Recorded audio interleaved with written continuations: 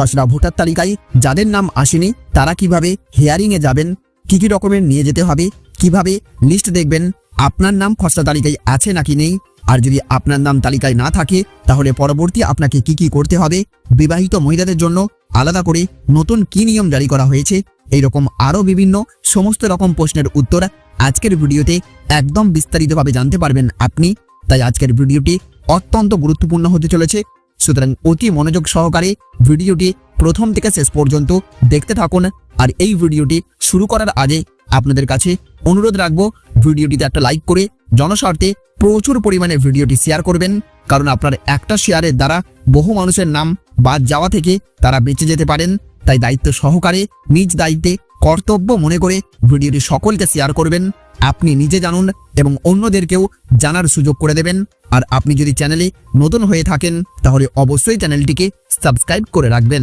তো দেখুন, এখানে বলা হচ্ছে 16ই ডিসেম্বর খসড়া ভোটার তালিকা প্রকাশ, নিজের নাম আছে কিনা যাচাই করুন এক ক্লিকেই। তো ফের বাড়ি বাড়ি আসছেন বিএলওরা। ভোটার তালিকা সংশোধনের কাজে আরও এক ধাপ এগোলো নির্বাচন কমিশন। খসড়া ভোটার তালিকা প্রকাশের পর থেকেই শুরু হচ্ছে নতুন করে যাচাই এবং হিয়ারিং প্রক্রিয়া। আর সেই কারণেই আবারও বাড়ি বাড়ি যেতে পারেন বুথ লেভেল অফিসাররা।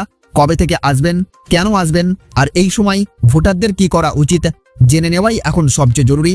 কমিশন সূত্রের খবর, এবারের স্পেশাল ইন্টেন্সিভ রিভিশন বা এসআইআর প্রক্রিয়ায় বিপুল সংখ্যক ভোটারের নাম খসড়া তালিকা থেকে বাদ পড়তে পারে। প্রাথমিক হিসেব অনুযায়ী প্রায় 58 লক্ষ ভোটারের নাম খসড়া ভোটার তালিকায় নাও থাকতে পারে বলে আশঙ্কা করা হচ্ছে। যদিও এটি এখনও চূড়ান্ত সংখ্যা নয়, তবুও এই সম্ভাবনা ঘিরে রাজনৈতিক মহল থেকে শুরু করে সাধারণ মানুষের মধ্যেও উদ্বেগ তৈরি হয়েছে। খসড়া ভোটার তালিকা প্রকাশের পরের দিন থেকেই অর্থাৎ বুধবার থেকে শুরু হবে হিয়ারিং বা শুনানি প্রক্রিয়া। যেই সব ভোটারের নাম নিয়ে অসঙ্গতি রয়েছে, তথ্য অসম্পূর্ণ বা যাদের নাম খসড়া তালিকায় নেই, তাদেরই মূলত এই হিয়ারিংয়ে ডাকা হবে। এই পর্যায়ে বিএলওরা আবার বাড়ি বাড়ি গিয়ে ভোটারদের সঙ্গে যোগাযোগ করবেন এবং প্রয়োজনীয় নথি যাচাই করবেন। নির্বাচন কমিশনের স্পষ্ট নির্দেশ, কোনো ভোটার যদি নির্ধারিত 11টি বৈধ নথির মধ্যে অন্তত একটি দেখাতে পারেন তাহলে তার নাম ভোটার তালিকা থেকে বাদ যাবে না। নথি যাচাই সম্পূর্ণ হলে সংশ্লিষ্ট ভোটারের নাম চূড়ান্ত ভোটার তালিকায় অন্তর্ভুক্ত করা হবে। অর্থাৎ খসড়া তালিকায় নাম না থাকলেই যে ভোটাধিকার শেষ তা কিন্তু নয়, সঠিক কাগজ দেখাতে পারলেই সমস্যা মিটে যাবে। এদিকে নতুন ভোটারদের জন্যও সুযোগ রাখা হয়েছে। যারা সদ্য 18 বছর পূর্ণ করেছেন বা আগে কোনো কারণে ভোটার তালিকায় নাম ওঠেনি, তারা ফর্ম 6 পূরণ করে নতুন ভোটার হিসেবে আবেদন করতে পারবেন। যাচাই বাছাই শেষে উপযুক্ত নথি থাকলে তাদের নামও চূড়ান্ত ভোটার তালিকায় যুক্ত হবে।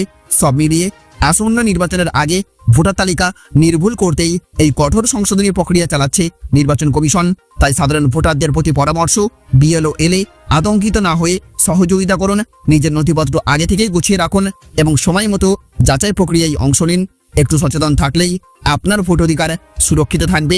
গুরুত্বপূর্ণ অনুরোধ, এই খবরটি প্রতিটি ভোটারের জন্য জানা খুবই দরকার। তাই ভিডিওটি ভালো লাগলে অবশ্যই লাইক করবেন, আপনার পরিচিতদের মধ্যে শেয়ার করবেন। আর এমন গুরুত্বপূর্ণ আপডেট সবার আগে পেতে এখনই চ্যানেলটিকে সাবস্ক্রাইব করবেন। আপনার একটি মাত্র শেয়ার অনেককে সচেতন করতে পারে। ভালো থাকবেন, সুস্থ থাকবেন।